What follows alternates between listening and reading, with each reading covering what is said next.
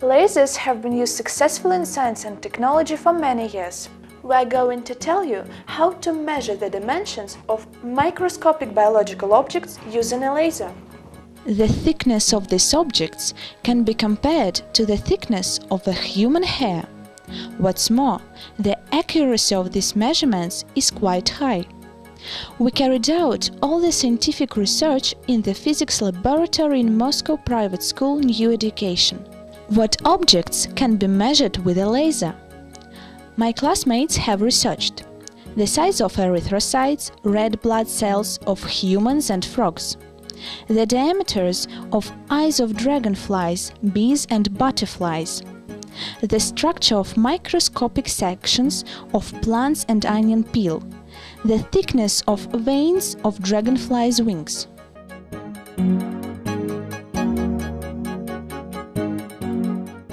My work is dedicated to laser diffractometry of microstructure of Polyporus fungi Hymenophore. Polyporus fungi can be found on all continents. The majority of Polyporus fungi harm trees on which they grow. Some of them are used to prepare drugs.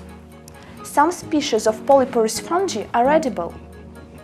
In these slides you can see the Polyporus fungi which we have collected in Moscow forest parks. You can see the great variability of mycothallus of different species of Polyporus fungi. Mycothallus within each species can vary too. One of the identifying features of Polyporus fungi species is the structure of its poriferous layer. This layer is called Hymenophore. We can examine Hymenophore structure of Polyporus fungi in the next slide. In these photos we can distinguish cylindrical pores.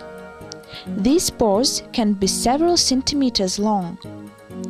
We can see orifices of the pores on the lower surface quite well. At the bottom of the slide you can see the photos of microscopic sections of Hymenophore. Using a microscope, we can see that the orifices of the pores of Fungus fermentarius are practically circular. The diameter of pores is an important identifying feature. However, only the average number of pores per 1 mm of Hymenophore surface is indicated in reference books. This value is usually calculated by routine counting using a magnifying glass or enlarged photographs. Now we can formulate our hypothesis. The diameters of Hymenophore pores of Polyporus fungi and their linear density can be determined by means of the diffraction method with high accuracy. So, the purpose of this project is to find out if the laser diffractometry method can be effectively used to identify species of the Polyporus fungi. We had to solve some problems which I'll tell you about later. What's the essence of the method? The experimental setup is simple.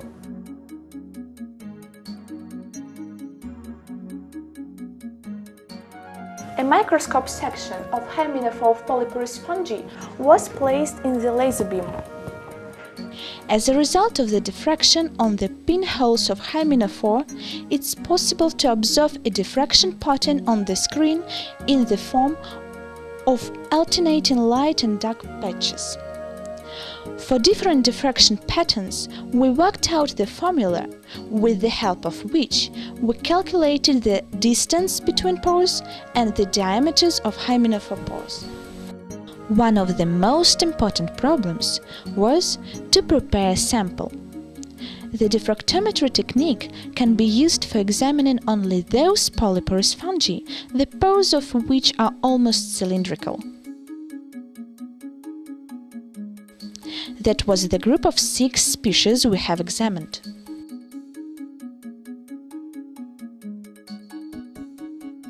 The most difficult species to examine was Trihapton pergamenum.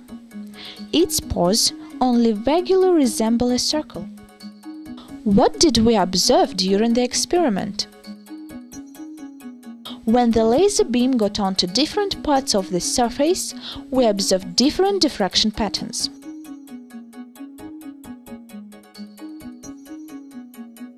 We managed to identify two different kinds of diffraction.